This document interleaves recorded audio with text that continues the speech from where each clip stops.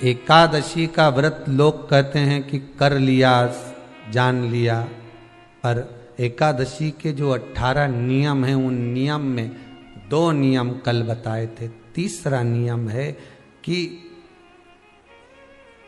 शिव की आराधना हो, कृष्ण की आराधना हो, भगवत स्मरण हो। दशमी, ग्यारस और द्वादशी, दशमी, एकादशी और द्वादशी।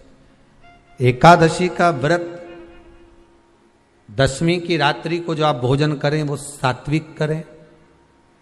एकादशी के दिन भोजन ना करें, अन्न का भाग ग्रहण ना करें, अन्न का भाग ग्रहण ना करें।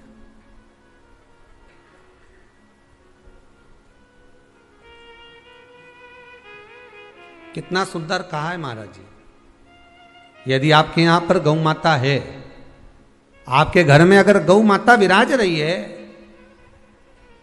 आपके घर में अगर गौ माता है, गाय की अगर आप सेवा कर रहे हैं, अच्छा गाय की सेवा भी बहुत बहुत कम लोग करते हैं। कई घरों में कुत्ता तो मिल जाए पर गौ माता नहीं मिले हो, और कुत्ता घुमाए नहीं, जब आधी आधी ऐसी ऐसी चड्डा पहन पहन के तो ऐसी शान दिखाए कि हमारे बराबर कोई वीआईपी नहीं, कुत्ता घुमा रहे हैं, और वीआईपी इतना कि हमारे बराबर कोई नहीं। और कहीं का गाय के बछड़े को घुमाए तो लोग के गंवा रहे।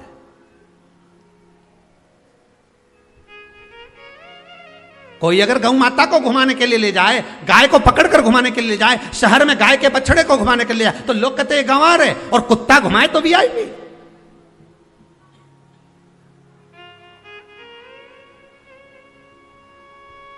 अब समझने वाली विषय ये है कि तुम कुत्ते को घुमाते हो कि कुत्ता तुम्हें घुमाता है। क्योंकि कुत्ता उधर जाए तो तुम्हें उधर जाना पड़े, कुत्ता उधर जाए तो तुम्हें उधर जाना पड़े। परंतु तुम्हारी किस्मत में भगवान ने लिखा भी तो कितना गजब लिखा कि तुम्हारे घर के छोरा छोरी छीछी करे तो वो एक काम वाली रख रखी है ना बच्चे को संभालने के लिए, तो तुम्हारे घर के बच्चे गंदगी करे तो वो काम वाली संभाले। पर तुम्हारी किस्मत तो देखो कितनी जोरदार लिखी, ने तुम कुत्ता कुत्ती के ने छीछी कराने ले जाओ। अरे सुबह से उठ के माला लेके जाओ कि इनके कुत्ता उनके छीछी कराओ, और उसमें भी गर्व महसूस करे, हमारे बराबर कोई नहीं, कुत्ता ही घुमा रहा। अरे दादा, इनके देख के दया आए, सुबेरे सुबेरे हम भी जाएं मॉर्निंग वॉक करने पर इनके देखें तो भगवान से प्रार्थना करते, क्या करा था इनने अपने पूर्व समय में जो कुत्ते को छीछी करा रहे, इन्हें पूर्व समय में कौन सा पाप करा था भोलेनाथ, कौन सा पाप करा था। अच्छा 3 बार गरुड़ पुराण भी पढ़ के देख ली, उसमें नहीं मिला कि ये कुत्ता उनके छीछी करा, इनने पाप कौन सा करा था पुराना जमाना के, उसमें नहीं निकल। अब पढ़ेंगे कहीं स्कंद पुराण वगैरह में से ढूंढ के लाना पड़ेगा। 2-4 कथा के बाद तो बता ही दूंगा कि कौन सा पाप किया था जो ये कुत्ता की छीछी। कितना सुंदर लिखा है धेनु मानस में, गीता प्रेस गोरखपुर की गौ अंक को निकालकर पढ़िए कल्याण का, उसमें लिखा है ब्रह्म मुहूर्त में सुबह के समय पर गाय की पूंछ को पकड़कर या गाय की रस्सी को पकड़कर जो 2 कदम भी चल लेता है, उसके लिए भगवान विष्णु बैकुंठ का मार्ग और कुबेर का मार्ग प्रशस्त कर कर खोल देता। जरा पढ़िए धेनु मानस को पढ़िए, गौ अंक पढ़िए, गीता प्रेस गोरखपुर का कल्याण का अंक निकाल कर पढ़िए कि गाय का मात्र रस्सी पकड़कर 2 कदम चलने वाले के लिए मार्ग प्रशस्त हो जाता है।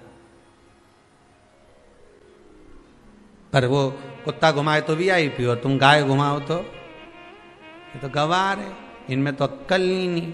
बता, इस शिव पंचायत के 2 देव ऐसे हैं जिनको रोज जल चढ़ाया जाता है, एक सूर्य नारायण और दूसरे मेरे देवाधिदेव महादेव, दोनों पर जल रोज चढ़ता है प्रतिदिन।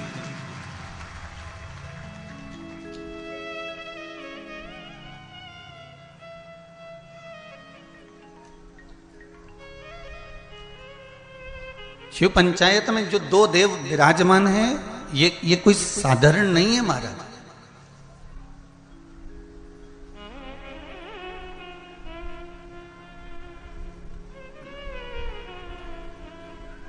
इन दोनों देवताओं पर जल जो चढ़ाने का क्रम है,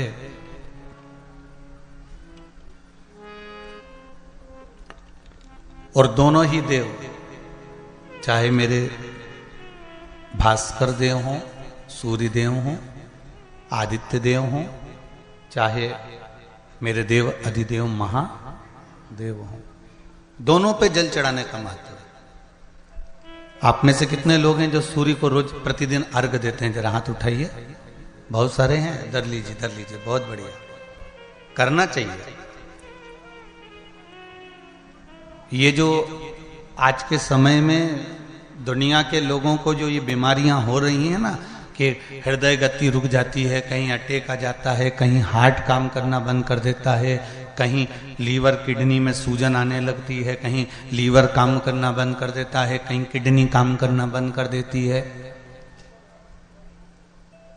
कहीं डायलिसिस चालू हो जाता है, कहीं बाईपास करवाना पड़ जाता है, कहीं नसें ब्लॉक होने लगती हैं, डॉक्टर ने कह दिया बाईपास कराओ।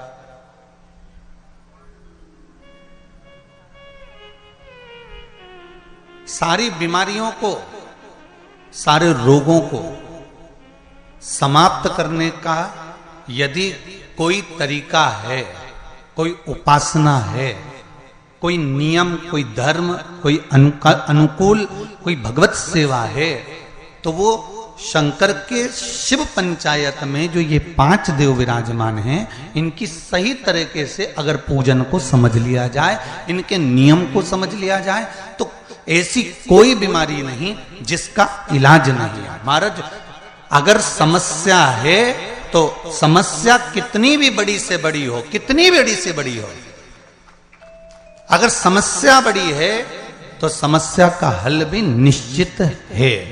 अगर कोई रोग आया है तो उसकी दवाई है।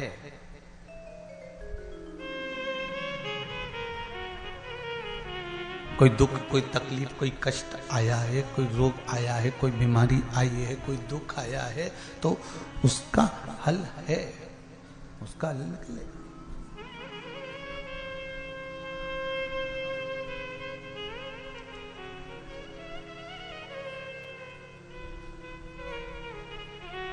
शिव पंचायत को हमें समझना है।